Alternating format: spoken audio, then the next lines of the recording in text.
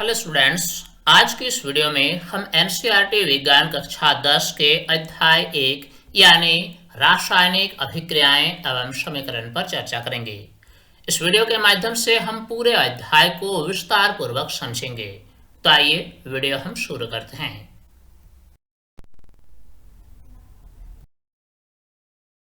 में दिए गए तथ्यों को समझने के लिए हम कुछ महत्वपूर्ण क्रियाकलाप पर चर्चा करेंगे और फिर इन क्रियाकलापों के आधार पर ही हम आगे समझने का प्रयास करेंगे। क्रियाकलाप 1.1। इस क्रियाकलाप में शिक्षक के सहयोग की आवश्यकता है। सुरक्षा के लिए छात्र आंखों पर चश्मा पहन लें तो उचित होगा। इस क्रियाकलाप में हमें क्या करना है कि लगभग 3 से 4 सेंटीमीटर लंबे मैग्नीशियम रिबन को रेगमाल से रगड़कर साफ कर लेना है। फिर इसके बाद करना क्या है कि इसे चिमटे से पकड़कर स्प्रिट लैंप या बर्नर से इसका दहन करना है और इससे बने राख को वॉच ग्लास में इकट्ठा कर लेना है, जैसा कि हम आगे चित्र में देखेंगे। मैग्नीशियम रिबन का दहन करते समय इससे अपनी आंखों से हमें यथासंभव दूर रखना चाहिए। जैसा कि चित्र में आप देख रहे हैं, क्रियाकलाप को दर्शाया गया है। इस क्रियाकलाप में मैग्नीशियम रिबन का एक हम टुकड़ा लेंगे और इस टुकड़े को अच्छी तरह से साफ कर लेंगे। फिर से चिमटे की सहायता से पकड़कर हम बर्नर में इसको जलाने का प्रयास करेंगे। जब हम इसको जलाएंगे तो क्या होगा, यह वायु की ऑक्सीजन के साथ अभिक्रिया करके जलने लगेगी और इसमें एक सफेद राख का निर्माण होगा, जिससे हमें वॉच ग्लास में इकट्ठा कर लेना है, जो कि मैग्नीशियम ऑक्साइड है, जैसा कि आप चित्र में देख रहे हैं।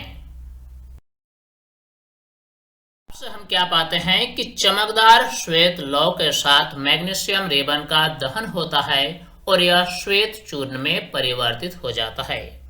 जब हम इस मैग्नीशियम रिबन को जलाते हैं तो यह चमकदार श्वेत लौ के साथ जलने लगता है और इसमें जो चूर्ण हमें प्राप्त होता है वह मैग्नीशियम ऑक्साइड होता है।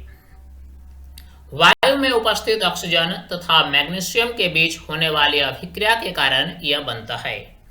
चूंकि इस अभिक्रिया में हमने क्या लिया, मैग्नीशियम का रिबन लिया और यह वायु की ऑक्सीजन के साथ अभिक्रिया करके राख बनाया, जो कि मैग्नीशियम ऑक्साइड है। यानी अभिक्रिया से पहले मैग्नीशियम ऑक्साइड नामक कोई भी पदार्थ नहीं था, लेकिन जैसे ही हमने मैग्नीशियम रिबन का दहन कराया, हमें मैग्नीशियम ऑक्साइड नामक एक नए पदार्थ की प्राप्ति हुई। देखेंगे क्रियाकलाप 1.2। इस क्रियाकलाप में हमें क्या करना है, एक परख नली में लेड नाइट्रेट का घोल लेना है और इसमें पोटेशियम आयोडाइड का घोल हमें मिला देना है। जैसे ही हम लेड नाइट्रेट के घोल में पोटेशियम आयोडाइड का घोल मिलाएंगे, इस घोल का जो रंग है वह बदल जाएगा।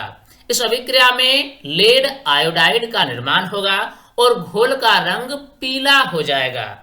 पहले इस अभिक्रिया के पहले लेड आयोडाइड नामक कोई भी पदार्थ नहीं था, लेकिन जैसे ही हमने लेड नाइट्रेट और पोटेशियम आयोडाइड को आपस में मिलाया, हमें एक नया पदार्थ प्राप्त हुआ जिसका नाम है लेड आयोडाइड, और इसी के कारण घोल का रंग भी पीला हो गया। अगले क्रियाकलाप पर यानी क्रियाकलाप 1.3। इस क्रियाकलाप में हमें क्या करना है कि एक शंक्वाकार फ्लास्क या परख नली में कुछ दानेदार जिंक लेना है। इसमें तनु हाइड्रोक्लोरिक अम्ल या सल्फ्यूरिक अम्ल हमें मिला देना है। हमें देखना है कि जस्ते के दानों के आसपास क्या कुछ होता दिखाई दे रहा है। शंक्वाकार फ्लास्क या परख नली को स्पर्श करना है हमें, और इसके तापमान में अगर कोई परिवर्तन हो रहा है तो हमें पता लगाना है। हम पाएंगे इस अभिक्रिया में तापमान में वृद्धि के कारण हाइड्रोजन गैस उत्सर्जित होती है।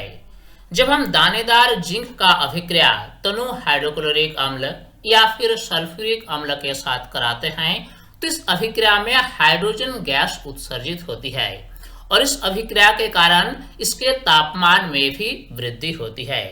चूंकि इस अभिक्रिया के होने से पहले हाइड्रोजन गैस नहीं था, लेकिन जैसे ही यह अभिक्रिया होने लगी, हमें एक नया पदार्थ यानी हाइड्रोजन गैस प्राप्त हुई। क्रियाकलापों का निष्कर्ष जानेंगे। इन सभी क्रियाकलापों से हमें क्या समझ में आता है, इससे हमें समझना है। से हमें समझ में आता है कि यदि हम अपने आसपास हो रहे परिवर्तनों को देखें तो पाएंगे कि हमारे चारों ओर विविध प्रकार की रासायनिक परिवर्तन हो रही है। एक रासायनिक परिवर्तन में निम्न प्रकार की परिवर्तन हो सकती है, जैसे कि अवस्था में परिवर्तन, तापमान में परिवर्तन, गैस का निकास अथवा उत्सर्जन या फिर रंग में परिवर्तन। पदार्थों में लगातार रासायनिक परिवर्तन होता रहता है और नए नए पदार्थों का निर्माण होता है। ये हर जगह पर होती है। हमारे आसपास के चारों ओर के वातावरण में हो सकता है, हमारे शरीर के अंदर, पेड़ पौधों में या किसी भी स्थान पर इस तरह के रासायनिक परिवर्तन हो सकते हैं। पदार्थों में जब रासायनिक परिवर्तन होता है तो होता क्या है कि पदार्थों की जो अवस्था है, ठोस, द्रव या जो गैस, ये जो अवस्था होता है, अवस्था में भी परिवर्तन हो सकता है। पदार्थों के तापमान में भी परिवर्तन हो सकता है। इस प्रकार के रासायनिक परिवर्तन में गैस का उत्सर्जन भी हो सकता है या फिर रंग में भी परिवर्तन हो सकता है, जैसा कि हमने क्रियाकलाप 1.2 में देखा। वास्तव में रासायनिक परिवर्तन में नए पदार्थ का निर्माण होता है। अगर देखा जाए तो रासायनिक परिवर्तन जब पदार्थों में होता है तो नए पदार्थ का निर्माण होता है, जिसको हमने भली भांति उपरोक्त क्रियाकलाप में समझा है। अब आइए हम आगे बढ़ते हैं और देखते हैं रासायनिक समीकरण क्या होता है। जब ऑक्सीजन की उपस्थिति में मैग्नीशियम रेवन का दहन होता है तब यह मैग्नीशियम ऑक्साइड में परिवर्तित हो जाता है। इस अध्याय के प्रथम क्रियाकलाप में हमने देखा कि मैग्नीशियम रेवन का जब दहन होता है ऑक्सीजन की उपस्थिति में तो यह नया पदार्थ मैग्नीशियम ऑक्साइड बनाता है। ऊपर दी गई अभिक्रिया का शब्द समीकरण इस प्रकार होगा, यानी हम लिख सकते हैं मैग्नीशियम प्लस ऑक्सीजन, ये दोनों आपस में मिलकर बनाता है मैग्नीशियम ऑक्साइड। चूंकि इस अभिक्रिया में जो भाग लेता है वह है मैग्नीशियम और ऑक्सीजन, इसीलिए इन दोनों को हमने प्लस साइन के साथ लिखा है। ये दोनों आपस में अभिक्रिया करके बनाता है मैग्नीशियम ऑक्साइड, इसीलिए एरो चिन्ह का प्रयोग हमने किया। तो इस प्रकार जो शब्द समीकरण हमें प्राप्त हुआ यह बताता है कि रासायनिक अभिक्रिया में कौन सा पदार्थ भाग लेता है और कौन सा पदार्थ का निर्माण करता है। मैग्नीशियम और ऑक्सीजन इस अभिक्रिया में भाग लेते हैं, उन्हें अभिकारक कहते हैं। किसी भी रासायनिक परिवर्तन में जो सभी पदार्थ अभिक्रिया में भाग लेते हैं उन्हें अभिकारक कहा जाता है। इस अभिक्रिया में मैग्नीशियम और ऑक्सीजन अभिक्रिया में भाग लेते हैं, इसीलिए इन्हें अभिकारक कहते हैं। जबकि इस अभिक्रिया में एक नए पदार्थ मैग्नीशियम ऑक्साइड का निर्माण होता है, इन्हें उत्पाद कहते हैं। किसी भी रासायनिक परिवर्तन में जो नया पदार्थ हमें प्राप्त होता है उस नए पदार्थ को ही उत्पाद कहते हैं। इस अभिक्रिया को हम ऐसे लिख सकते हैं मैग्नीशियम प्लस ऑक्सीजन, एरो का चिन्ह लगाएंगे और लिखेंगे मैग्नीशियम ऑक्साइड। इसमें मैग्नीशियम और ऑक्सीजन अभिक्रिया में भाग लेते हैं, इसलिए इन पदार्थों को अभिकारक कहा जाता है और जो नया पदार्थ हमें प्राप्त होता है उन्हें हम उत्पाद के नाम से जानेंगे।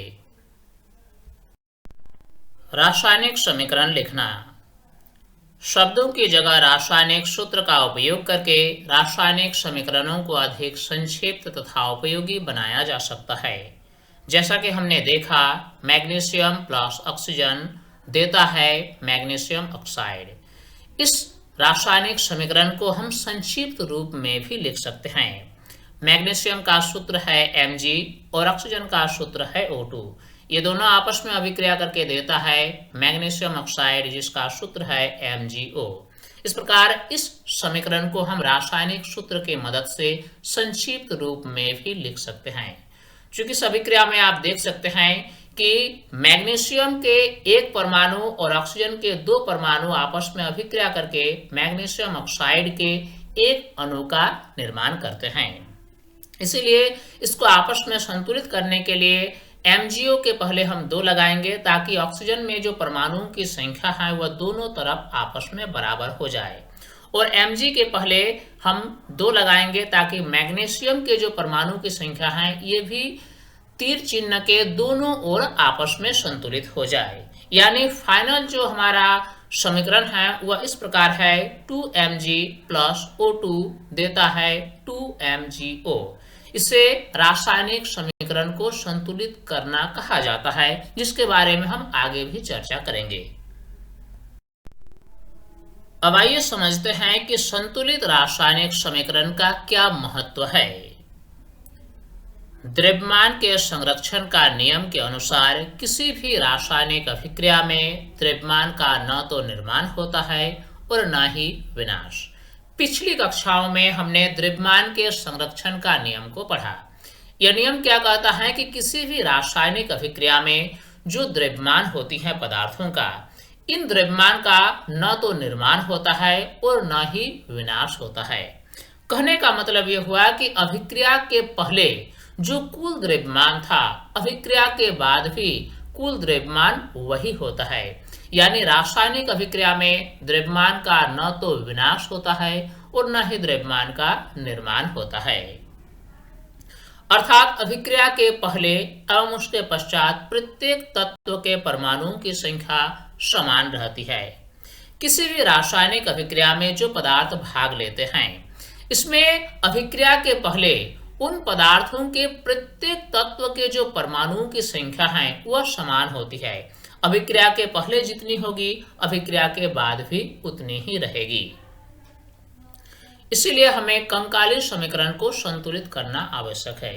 इसीलिए जब भी हम कोई रासायनिक समीकरण को रासायनिक सूत्र की मदद से लिखते हैं, तो इससे हमें संतुलित करना होता है, ताकि तीर चिन्ह के दोनों ओर प्रत्येक तत्व के परमाणुओं की संख्या आपस में बराबर हो जाए और द्रव्यमान के संरक्षण के नियम का पालन भी हो जाए।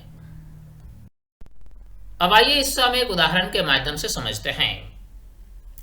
जिंक प्लस सल्फ्यूरिक अम्ल देता है जिंक सल्फेट प्लस हाइड्रोजन। जब हम जिंक का अभिक्रिया सल्फ्यूरिक अम्ल के साथ कराते हैं तो हमें जिंक सल्फेट प्राप्त होता है और इस अभिक्रिया में हाइड्रोजन गैस भी निकलती है। अगर रासायनिक सूत्र के संकेत के आधार पर हम लिखें तो जिंक का जो सूत्र है वह Zn है, सल्फ्यूरिक अम्ल का है H2SO4। ये दोनों आपस में अभिक्रिया करके बनाता है जिंक सल्फेट, जिसका रासायनिक सूत्र है ZnSO4, और इस अभिक्रिया में हाइड्रोजन गैस यानी H2 भी निकलती है। अब जरा गौर करें, इस रासायनिक अभिक्रिया में जो तत्व हैं वह कौन कौन से तत्व हैं।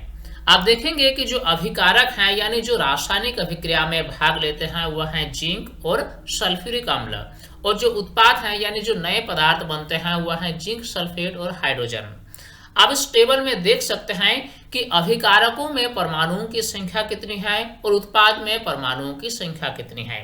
अभिकारक जो होते हैं ये तीर चिन्ह के लेफ्ट साइड में होते हैं, जो उत्पाद होते हैं ये तीर चिन्ह के राइट साइड में होते हैं। अगर हम जिंक की बात करें यानी Zn की बात करें, तो अगर हम अभिकारकों में परमाणुओं की संख्या देखें तो जिंक की जो संख्या है वह 1 है, यानी अभिकारकों के परमाणुओं की संख्या 1 है जिंक के केस में। लेकिन उत्पाद के केस में भी अगर हम देखें तो इसमें भी हम पाएंगे कि जिंक के जो परमाणुओं की संख्या है वह भी 1 है। इसी प्रकार अगर हाइड्रोजन की बात करें तो अभिकारकों में परमाणुओं की संख्या जो है वह हाइड्रोजन 2 है, लेकिन उत्पाद में हाइड्रोजन के परमाणु की संख्या भी 2 है। इसी प्रकार सल्फर में जो है, सल्फर में भी 1 है लेफ्ट साइड में और राइट साइड में भी 1 है। ऑक्सीजन भी लेफ्ट साइड में 4 है और राइट साइड में 4 है। यानी इस रासायनिक अभिक्रिया में हम क्या देखते हैं कि तीर चिन्ह के लेफ्ट साइड में और तीर चिन्ह के राइट साइड में सभी तत्वों के परमाणुओं की संख्या आपस में बराबर है।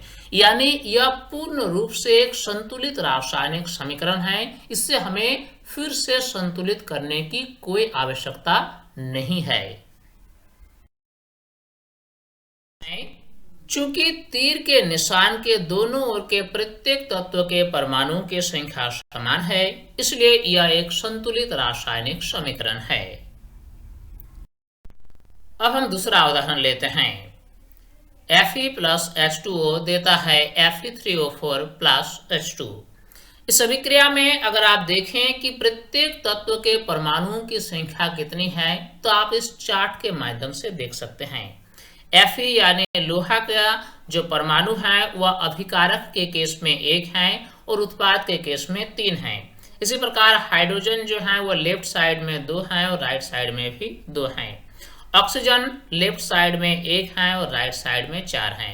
यानी आप इस रासायनिक अभिक्रिया में यह पाएंगे कि तीर चिन्ह के बाईं ओर और दाईं ओर विभिन्न प्रकार के तत्वों के जो परमाणुओं की संख्या है यह आपस में बराबर नहीं है, अर्थात यह रासायनिक समीकरण संतुलित नहीं है। इससे हमें संतुलित करने की आवश्यकता है ताकि द्रव्यमान के संरक्षण के नियम का पालन हो जाए। सबसे पहले हम क्या करेंगे, ऐसे यौगिक को हम चुनेंगे जिसमें परमाणुओं की संख्या सबसे अधिक है। इसमें आप देख सकते हैं Fe3O4 है। तो इसमें हम देखेंगे कि Fe यानी लोहा का जो परमाणु की संख्या है वह है 3, इसीलिए इसको संतुलित करने के लिए हमें लेफ्ट साइड में Fe के साथ 3 लिखना है ताकि लोहे के परमाणु की संख्या दोनों ओर बराबर हो जाए। अब हम क्या करेंगे, देखेंगे कि जो ऑक्सीजन परमाणु की संख्या है उत्पाद में वह है 4 यानी Fe3O4। इस ऑक्सीजन को संतुलित करने के लिए हम लेफ्ट साइड में H2O के साथ भी 4 लिखेंगे ताकि ऑक्सीजन के परमाणु की संख्या भी दोनों ओर आपस में 4-4 हो जाए यानी बराबर हो जाए। अब आते हैं हाइड्रोजन पर। अब हम देखेंगे कि लेफ्ट साइड में हाइड्रोजन परमाणु की संख्या कितनी है। चूंकि इसमें क्या है कि 4H2O यानी जल के 4 अणु हैं, तो चूंकि जल के एक अणु में हाइड्रोजन के 2 परमाणु हैं यानी कुल हाइड्रोजन परमाणुओं की संख्या है 4 गुना 2 यानी 8। इसलिए राइट हैंड साइड में भी हमें हाइड्रोजन परमाणु की संख्या को 8 करना है 4 लगाकर, ताकि 4 गुना 2 बराबर 8 हो जाए। इस प्रकार ये जो रासायनिक समीकरण को हमने संतुलित किया, इसमें आप देख सकते हैं कि तीर चिन्ह के बाईं ओर और दाईं ओर दोनों तरफ ही प्रत्येक तत्व के परमाणुओं की संख्या आपस में बराबर हो गई, अर्थात यह रासायनिक समीकरण एक संतुलित रासायनिक समीकरण है। रासायनिक समीकरण संतुलित करने की यह विधि हीट एंड ट्रायल विधि कहते हैं। रासायनिक समीकरण संतुलित करने की गणितीय विधि के बारे में हम दूसरे वीडियो में चर्चा करेंगे, जिसका लिंक इस वीडियो के डिस्क्रिप्शन में दे दिया जाएगा। बाद में आप उस लिंक पर जाकर देख सकते हैं। भौतिक अवस्थाओं के संकेत लिखना। अभिकारकों तथा उत्पादों के गैस, द्रव, जलीय तथा ठोस अवस्थाओं को क्रमशः G, L, AQ तथा S से दर्शाया जाता है। आप उदाहरण के लिए एक रासायनिक समीकरण को ले सकते हैं। इसमें आप देख सकते हैं Fe के साथ S लगा हुआ है। S का मतलब होता है सॉलिड यानी ठोस। इस अभिक्रिया में जो लोहा है वह ठोस रूप में अभिक्रिया कर रही है। इसी प्रकार H2O के साथ G का प्रयोग किया गया है, यानी जो जल है वह गैसीय रूप में है यानी भाप के रूप में है। इसमें लोहा जो अभिक्रिया करती है वह भाप से अभिक्रिया करती है। इसी प्रकार आप देख सकते हैं Fe3O4 के साथ S लगा हुआ है, यानी जो नया पदार्थ बनता है Fe3O4 यह ठोस रूप में बन रहा है, यानी इसके लिए S का प्रयोग किया गया है। इसी प्रकार H2 के साथ G का प्रयोग किया गया है, यानी जो हाइड्रोजन गैस उत्सर्जित हो रही है यह गैसीय रूप में हो रही है। इसी प्रकार अभिकारकों और उत्पादों के गैसीय, द्रव, जलीय तथा ठोस अवस्थाओं को हम G, L, AQ और S के रूप में दर्शा सकते हैं। रासायनिक अभिक्रियाओं के प्रकार। अब हम चर्चा करेंगे कि रासायनिक अभिक्रियाएं कितने प्रकार की होती है। रासायनिक अभिक्रियाओं को निम्न प्रकार में वर्गीकृत किया गया है, जैसे कि संयोजन अभिक्रिया, वियोजन अथवा अपघटन अभिक्रिया, विस्थापन अभिक्रिया, द्विविस्थापन अभिक्रिया और उपचयन एवं अपचयन। इस प्रकार रासायनिक अभिक्रियाओं को मुख्य रूप से 5 भागों में बांटा गया है। अभिक्रिया का पहला प्रकार है संयोजन अभिक्रिया। जब दो या दो से अधिक पदार्थ संयोग करके एकल उत्पाद का निर्माण करते हैं तो ऐसी अभिक्रिया को संयोजन अभिक्रिया कहते हैं। इसे उदाहरण के द्वारा समझते हैं। कोयले का दहन।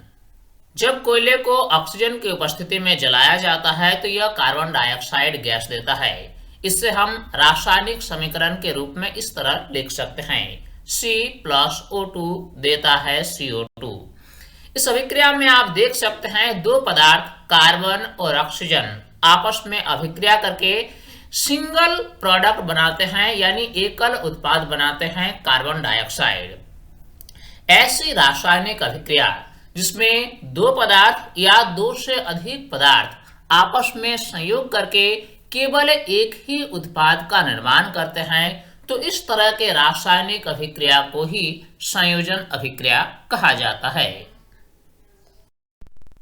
अगला उदाहरण लेते हैं, हाइड्रोजन तथा ऑक्सीजन से जल का निर्माण। जब हाइड्रोजन और ऑक्सीजन गैस का आपस में अभिक्रिया कराया जाता है तो जल के अणु का निर्माण होता है, जिससे हम रासायनिक समीकरण के रूप में इस प्रकार लिख सकते हैं, 2H2 + O2 देता है 2H2O। इस अभिक्रिया में आप देख सकते हैं दो पदार्थ यानी हाइड्रोजन गैस और ऑक्सीजन गैस आपस में अभिक्रिया करके सिंगल उत्पाद यानी जल के अणु का निर्माण करते हैं। तो इस तरह के रासायनिक अभिक्रिया जिसमें दो या दो से अधिक प्रकार के पदार्थ आपस में संयोग करके एकल उत्पाद का निर्माण करते हैं, उन्हें हम संयोजन अभिक्रिया कहते हैं। इसी प्रकार आप उदाहरण ले सकते हैं कैल्शियम ऑक्साइड का जल के साथ अभिक्रिया। कैल्शियम ऑक्साइड यानी CaO, जिससे बिना बुझा हुआ चूना भी कहा जाता है, यह जब जल के साथ अभिक्रिया करता है तो यह बनाता है CaOH2 यानी कैल्शियम हाइड्रोक्साइड, और इससे बुझा हुआ चूना भी कहते हैं। इस अभिक्रिया में आप देख सकते हैं कि दो पदार्थ कैल्शियम ऑक्साइड और जल आपस में अभिक्रिया करके केवल एक उत्पाद का निर्माण करते हैं, जिसे बुझा हुआ चूना कहते हैं, और इस अभिक्रिया में ऊष्मा भी मुक्त होती है। यानी हम कह सकते हैं कि इसमें दो पदार्थ आपस में संयोग करके केवल एक ही उत्पाद का निर्माण करते हैं, अर्थात यह एक संयोजन अभिक्रिया का उदाहरण है। जिन अभिक्रियाओं में उत्पाद के निर्माण के साथ साथ ऊष्मा भी उत्पन्न होती है उन्हें ऊष्माक्षेपी रासायनिक अभिक्रिया कहते हैं। हमने देखा कि जब कैल्शियम ऑक्साइड जल के साथ अभिक्रिया करती है तो यह कैल्शियम हाइड्रोक्साइड बनाने के साथ साथ ऊष्मा भी देती है। ऐसी अभिक्रियाएं जिसमें उत्पाद के निर्माण के साथ साथ ऊष्मा भी उत्पन्न होती है उन्हें ऊष्माक्षेपी रासायनिक अभिक्रिया कहते हैं। ऊष्माक्षेपी रासायनिक अभिक्रिया का अगला उदाहरण है प्राकृतिक गैस का दहन। यह भी ऊष्माक्षेपी रासायनिक अभिक्रिया ही है, क्योंकि जब हम प्राकृतिक गैस का दहन कराते हैं तो उसमें भी ऊष्मा मुक्त होती है। आप इस रासायनिक समीकरण में देख सकते हैं कि जब मीथेन गैस को ऑक्सीजन के साथ दहन कराया जाता है तो यह कार्बन डाइऑक्साइड, जल और ऊष्मा देती है, यानी यह भी एक ऊष्माक्षेपी रासायनिक अभिक्रिया है। ऊष्माक्षेपी रासायनिक अभिक्रियाओं के कुछ अन्य उदाहरण इस प्रकार है, जैसे कि सजीवों में श्वसन। सजीवों के कोशिका में जो श्वसन की अभिक्रिया होती है यह भी ऊष्माक्षेपी रासायनिक अभिक्रिया है, क्योंकि इसमें भी ऊष्मा मुक्त होती है। इसको रासायनिक समीकरण के रूप में हम इस प्रकार लिख सकते हैं, ग्लूकोज यानी C6H12O6 जब ऑक्सीजन के साथ अभिक्रिया करती है तो यह बनाती है कार्बन डाइऑक्साइड गैस, जल के अणु, और इसमें ऊष्मा भी मुक्त होती है, यानी यह भी एक ऊष्माक्षेपी अभिक्रिया है। अभिक्रिया का अगला प्रकार है वियोजन अभिक्रिया, जिसे अपघटन अभिक्रिया भी कहा जाता है। जब एकल अभिकारक टूटकर छोटे छोटे उत्पाद प्रदान करता है तो इसे वियोजन यानी अपघटन अभिक्रिया कहते हैं। वास्तव में यह संयोजन अभिक्रिया का विपरीत होता है। संयोजन अभिक्रिया में क्या होता है कि दो या दो से अधिक पदार्थ आपस में संयोग करके एकल उत्पाद बनाते हैं, लेकिन वियोजन अभिक्रिया में क्या होता है कि एकल अभिकारक टूटकर छोटे छोटे उत्पाद प्रदान करते हैं। इसे उदाहरण के द्वारा समझते हैं। फेरस सल्फेट के क्रिस्टल को गर्म करना। जब हम फेरस सल्फेट के क्रिस्टल को गर्म करते हैं तो क्या होता है? फेरस सल्फेट को जब उष्मा दिया जाता है यानी इससे गर्म किया जाता है तो यह टूट जाता है कई सारे पदार्थों में, जैसे कि ferric oxide, sulphur dioxide, sulphur trioxide. इस प्रकार हमने क्या देखा कि एकल अभिकारक छोटे छोटे उत्पादों में टूट जाते हैं, यानी दो या दो से अधिक पदार्थों में ये टूट जाते हैं। तो इस तरह के रासायनिक अभिक्रिया को अपघटन अभिक्रिया या फिर वियोजन अभिक्रिया कहा जाता है। इसी प्रकार आप दूसरा उदाहरण भी ले सकते हैं, कैल्शियम कार्बोनेट को गर्म करना। जब कैल्शियम कार्बोनेट को गर्म किया जाता है तो यह दो पदार्थ में टूट जाता है, कैल्शियम ऑक्साइड और कार्बन डाइऑक्साइड। कैल्शियम कार्बोनेट को चूना पत्थर भी कहा जाता है। जब इससे गर्म किया जाता है तो यह CaO यानी कैल्शियम ऑक्साइड देता है और कार्बन डाइऑक्साइड गैस देता है। इस अभिक्रिया में हम क्या देखते हैं कि एकल अभिकारक दो पदार्थों में टूट जाते हैं, कैल्शियम ऑक्साइड और कार्बन डाइऑक्साइड, अर्थात यह भी एक वियोजन अभिक्रिया का उदाहरण है।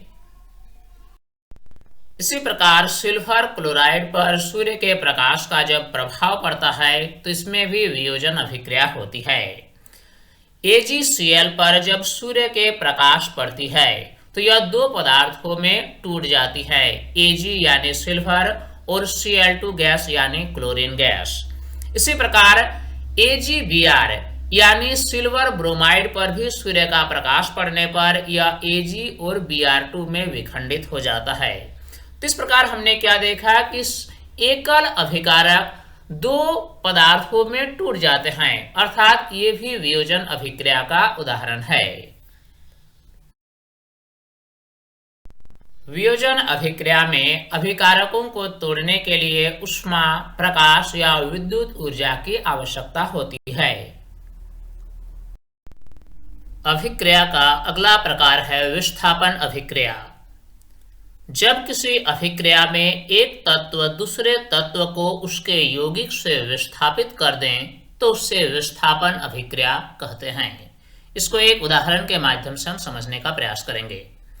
आप देख सकते हैं एक रासायनिक अभिक्रिया दी गई है जिसमें जिंक अभिक्रिया करता है कॉपर सल्फेट के विलयन से और यह बनाता है जिंक सल्फेट का विलयन और कॉपर अलग हो जाता है। आप देख सकते हैं CuSO4 में से जिंक जब अभिक्रिया करता है तो कॉपर को विस्थापित कर देता है और कॉपर का स्थान जिंक ले लेता है और इस प्रकार कॉपर अलग हो जाता है। इस अभिक्रिया में हम क्या देखते हैं कि एक तत्व दूसरे तत्व को उसके यौगिक से विस्थापित कर देता है। तो इस प्रकार के अभिक्रिया को ही विस्थापन अभिक्रिया कहा जाता है। इसी प्रकार आप दूसरा उदाहरण भी देख सकते हैं।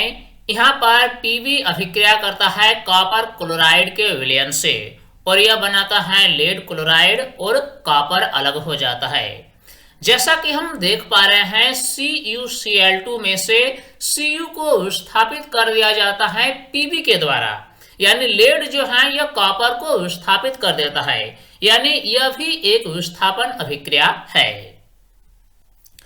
जिंक तथा लेड कॉपर की अपेक्षा अधिक क्रियाशील तत्व हैं, इसलिए वे कॉपर को उसके यौगिक से विस्थापित कर देते हैं। अब हम समझेंगे द्विविस्थापन अभिक्रिया। वे अभिक्रियाएं जिनमें अभिकारकों के बीच आयनों का आदान प्रदान होता है उन्हें द्विविस्थापन अभिक्रियाएं कहते हैं। उदाहरण लेते हैं, Na2SO4 प्लस BaCl2 देता है BaSO4 प्लस NaCl। इस अभिक्रिया में आप देख सकते हैं सोडियम सल्फेट अभिक्रिया करता है बेरियम क्लोराइड से और बनाता है बेरियम सल्फेट और सोडियम क्लोराइड। जैसा कि हम देख रहे हैं Na2SO4 और BaCl2 जब आपस में अभिक्रिया करता है तो Na जो है यह Ba का स्थान ले लेता है और Ba क्या करता है, यह Na का स्थान ले लेता है। तो इस प्रकार यह बनाता है बेरियम सल्फेट और सोडियम क्लोराइड। यानी यह एक ऐसी अभिक्रिया है जिसमें अभिकारकों के बीच आयनों का आदान प्रदान होता है और इस तरह के अभिक्रिया को ही द्विविस्थापन अभिक्रिया कहते हैं। अब हम देखेंगे अभिक्रिया का अगला प्रकार यानी उपचयन एवं अपचयन। उपचयन एवं अपचयन को समझने के लिए हम एक उदाहरण का सहारा लेंगे। सबसे पहले हम क्या करेंगे, एक चाइना डिश में कॉपर चूर्ण को गर्म करेंगे। गर्म करने पर हम पाएंगे कि कॉपर चूर्ण की सतह पर काली रंग की एक परत चढ़ जाती है। ऐसा इसलिए होता है क्योंकि कॉपर जो है वायुमंडल के ऑक्सीजन के साथ अभिक्रिया करती है ताप मिलने पर और यह बनाती है CuO यानी कॉपर ऑक्साइड, और इसी कॉपर ऑक्साइड के कारण ही कॉपर चूर्ण की सतह काली हो जाती है। यदि इस गर्म CuO के ऊपर हाइड्रोजन गैस प्रवाहित की जाए तो कॉपर प्राप्त होता है। हमने देखा कि कॉपर चूर्ण की सतह पर काली रंग की एक परत पड़ जाती है जो कि कॉपर ऑक्साइड होती है। इस गर्म CuO यानी गर्म कॉपर ऑक्साइड के ऊपर अगर हाइड्रोजन गैस प्रवाहित की जाए तो एक अभिक्रिया होती है और वह अभिक्रिया इस प्रकार होती है। CuO प्लस H2 देता है Cu प्लस H2O, यानी यह फिर से कॉपर बनाती है। अभिक्रिया के समय जब किसी पदार्थ में ऑक्सीजन की वृद्धि होती है तो हम कहते हैं कि उसका उपचयन हुआ है। इस अभिक्रिया में आप देख सकते हैं जो हाइड्रोजन है यह ऑक्सीजन प्राप्त करता है, यानी अभिक्रिया के समय यह हाइड्रोजन ऐसा पदार्थ है जिसमें ऑक्सीजन की वृद्धि होती है। जिस पदार्थ में ऑक्सीजन की वृद्धि होती है हम कहेंगे कि उसका उपचयन हुआ है। जबकि अभिक्रिया में जब किसी पदार्थ में ऑक्सीजन का ह्रास होता है तो कहते हैं कि उसका अपचयन हुआ है। इस अभिक्रिया में आप देख सकते हैं CuO जो है वह ऑक्सीजन का ह्रास करके Cu बनाता है, यानी इसमें ऑक्सीजन का ह्रास हुआ है। अभिक्रिया में जब किसी पदार्थ में ऑक्सीजन का ह्रास होता है तो हम कहेंगे कि उसका अपचयन हुआ है, यानी इस अभिक्रिया में स्पष्ट रूप से हम कहेंगे कि हाइड्रोजन का उपचयन हुआ जबकि CuO का अपचयन हुआ है। इसलिए अब हम लिख सकते हैं इस अभिक्रिया में हाइड्रोजन में ऑक्सीजन की वृद्धि हो रही है इसलिए यह उपचयित हुआ है, जबकि कॉपर ऑक्साइड में ऑक्सीजन का ह्रास हो रहा है इसलिए यह अपचयित हुआ है। इस प्रकार दर्शा सकते हैं। इस अभिक्रिया में CuO क्या करता है, यह ऑक्सीजन का ह्रास करता है और खुद को Cu यानी कॉपर बनाता है। चूंकि इसमें ऑक्सीजन का ह्रास हो रहा है अर्थात इसमें अपचयन हो रहा है, लेकिन हाइड्रोजन जो है यह ऑक्सीजन प्राप्त करता है और जल का अणु बनाता है। इसमें ऑक्सीजन की वृद्धि हो रही है अर्थात इसमें उपचयन हो रहा है। किसी अभिक्रिया में एक अभिकारक उपचयित तथा दूसरा अभिकारक अपचयित होता है। इन अभिक्रियाओं को उपचयन अपचयन अथवा रेडॉक्स अभिक्रियाएं कहते हैं।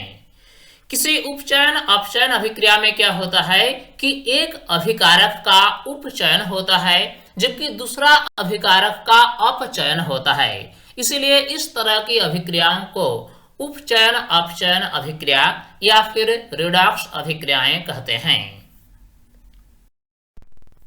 अब आइए हम आगे बढ़ते हैं और देखते हैं अगला टॉपिक जिसका नाम है संक्षारण। लोहे की वस्तुओं पर अक्सर लालिमा युक्त भूरे रंग की परत चढ़ जाती है जिससे जंग लगना कहते हैं। विशेष रूप से बरसात के दिनों में हम देखते हैं कि लोहे की वस्तुओं के ऊपरी सतह पर लालिमा युक्त भूरे रंग की परत चढ़ जाती है और हम कहते हैं कि लोहे पर जंग लग चुका है। इसी प्रकार चांदी के ऊपर काली परत तथा तांबे के ऊपर हरी परत चढ़ जाती है। जब कोई धातु अपने आसपास अम्ल, आर्द्रता आदि के संपर्क में आती है तब ये संक्षारित होती है और इस प्रक्रिया को संक्षारण कहते हैं। धातुओं में जो संक्षारण की प्रक्रिया होती है यह अक्सर तब होती है जब धातु अपने आसपास अम्ल, आर्द्रता इत्यादि के संपर्क में आती है। संक्षारण के कारण कार के ढांचे, पुल, लोहे की रेलिंग, जहाज तथा धातु विशेषकर लोहे से बने वस्तुओं की बहुत क्षति होती है। लोहे का संक्षारण एक गंभीर समस्या है। क्षतिग्रस्त लोहे को बदलने में हर वर्ष अधिक पैसा खर्च होता है। अब हमारा अगला टॉपिक है विकृत गंधिता। वसायुक्त अथवा तैलीय खाद्य सामग्री जब लंबे समय तक रखी जाती है तब उसका स्वाद बदल जाते हैं।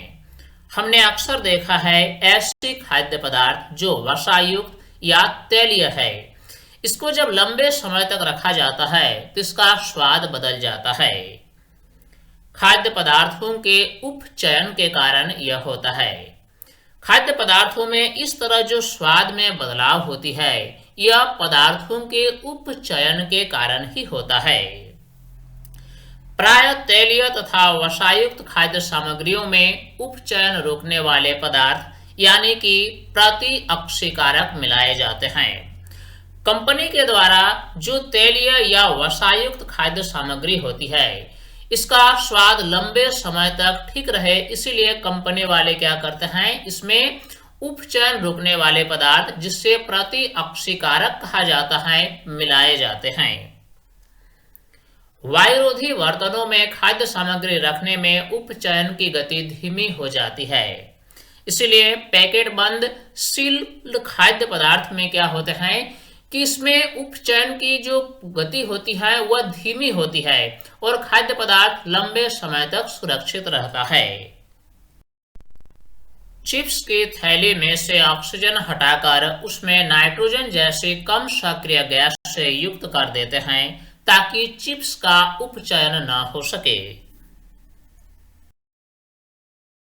इस वीडियो के माध्यम से हमने पूरे अध्याय को विस्तार पूर्वक और बारीकी से समझाने का प्रयास किया है। उम्मीद करता हूँ ये वीडियो आपके लिए काफी हेल्पफुल हुई होगी और इस वीडियो से आपने काफी कुछ सीखा होगा। ये वीडियो आपको कैसा लगा आप हमें कमेंट में जरूर लिखकर बताएं। अगर अभी तक आप हमारे YouTube चैनल साइंस प्लेटफॉर्म को सब्सक्राइब नहीं किया है तो इसे अभी सब्सक्राइब कर लें ताकि हर नई वीडियोस के अपडेट्स आप तक आसानी से पहुंच सके।